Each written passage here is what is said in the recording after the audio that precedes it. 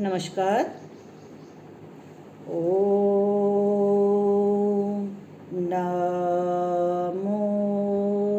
रामा. ओम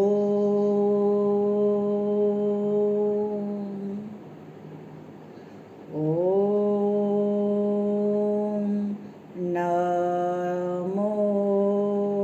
रामा.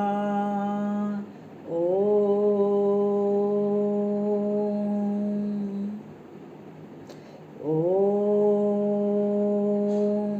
नमो रामा. ओम. माझ्याबरोबर पुन्हा म्हणा. ओम नमो रामा. ओम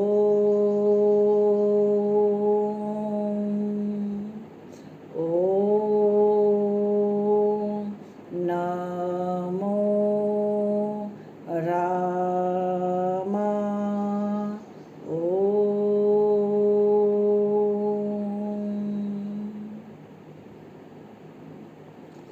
मी अलकनंदा दुर्गे वाचत आहे मराठी गद्य रामायण सर्ग 21. रामाला विश्वामित्र बरोबर पाठवण्यास दशरथ राजा तयार होतात.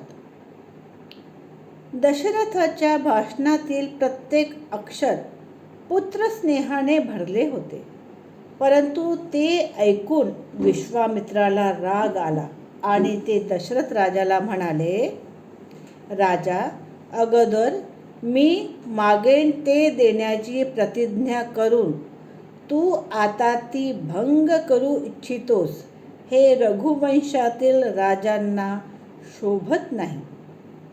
तुझे असे वागणे कुळाचा विनाश सुचविणारे आहे. तसे करणेच जर तुला उचित वाटत असेल तर मी जसा आलो तसा परत जाईल. काकुत्सा, तू आपली प्रतिज्ञा खोटी करून मित्रपरिवारात सुखाने राहा. बुद्धिमान विश्वामित्रांना राग येताच सर्व पृथ्वी कंप पावली आणि देवांना मोठे भय उत्पन्न झाले. विश्वामित्राच्या क्रोधाने सर्व जगाला त्रास होत आहे असे जाणून उत्तम व्रताचे पालन करणारे धैर्यवान वशिष्ठ महर्षी राजाला म्हणाले, राजा, इक्ष्वाकू राजाच्या कुळात तुझा जन्म झाला आहे. तू साक्षात दुसरा धर्मच आहे. तू धैर्यवान आणि उत्तम व्रताचे पालन करणारा आहेस. तू धर्माचा परित्याग करणे योग्य नाही. तिन्ही लोकात तुझी धर्मात्मा म्हणून ख्याती आहेस. तू स्वधर्माचे पालन कर. अधर्माचा भार उचलू नकोस. मी अमुक कार्य करीन अशी प्रतिज्ञा करून जो त्या प्रतिज्ञेचा भंग करतो त्याचा पूर्वी सत्कर्म मिळून पुण्याचा नाश होतो. म्हणून रामाला विश्वामित्राबरोबर जाऊ दे. रामाला अस्त्रविद्या येत असो किंवा नसो, राक्षस त्यांच्याबरोबर युद्ध करणार नाहीत. अग्नीने सुरक्षित असलेल्या अमृताला जसे कोणी हात लावू शकत नाही, त्याचप्रमाणे विश्वामित्राचे संरक्षण असताना रामाला कोणीही अपाय करू शकणार नाही. महर्षी विश्वामित्र साक्षात धर्माची मूर्ती आहे. ते बलवानामध्ये श्रेष्ठ आहेत.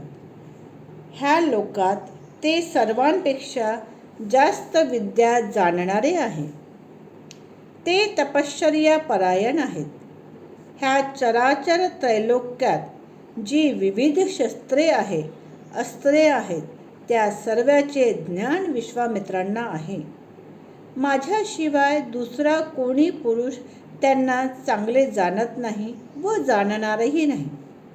देव, ऋषी, राक्षस, गंधर्व, यक्ष किन्नर किंवा मोठे नागसुद्धा ह्यांचा प्रभाव जाणत नाही. जवळजवळ सर्व अस्त्रे प्रजापती कृशाश्वाचे अत्यंत धार्मिक पुत्र आहेत.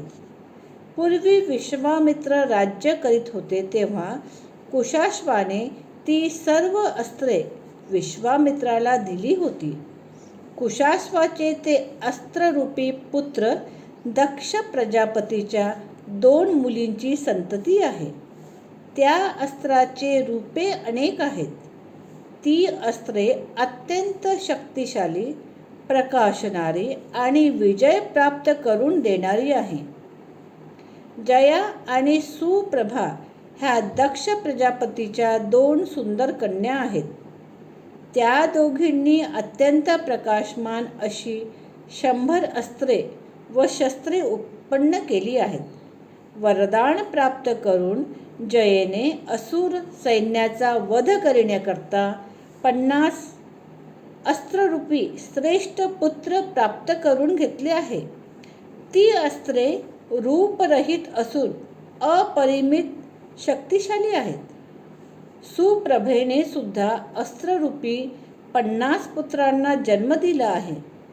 संहार नावाची ती अस्त्रे दुर्जय आहेत, बलिष्ठ आहेत आणि आक्रमण करण्यास कठीण आहेत. त्या धर्मध्म कुशिकनंदन विश्वामित्रांना त्या सर्व अस्त्रांचे यथायोग्य ज्ञान आहे. पूर्वी उत्पन्न न झालेली अस्त्रेही निर्माण करण्याला विश्वामित्र समर्थ आहे.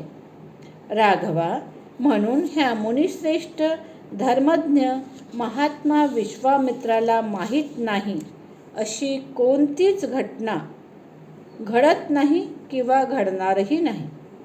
महातेजस्वी, महायशस्वी विश्वामित्र असे प्रभावशाली आहेत.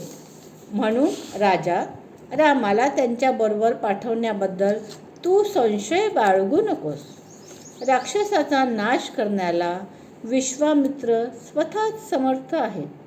परंतु तुझ्या पुत्राचे कल्याण व्हावे ह्या इच्छेने ते येथे आले आहेत व तुझ्याजवळ याचना करत आहेत. वशिष्ठ ऋषीचे ते बोलणे ऐकून विख्यात रघुकुल शिरोमणी नृपश्रेष्ठ दशरथाचे मन प्रसन्न झाले. पूर्ण विचार केल्यानंतर रामाचे विश्वामित्राबद्दल जाणे त्यांना योग्य वाटले. धन्यवाद.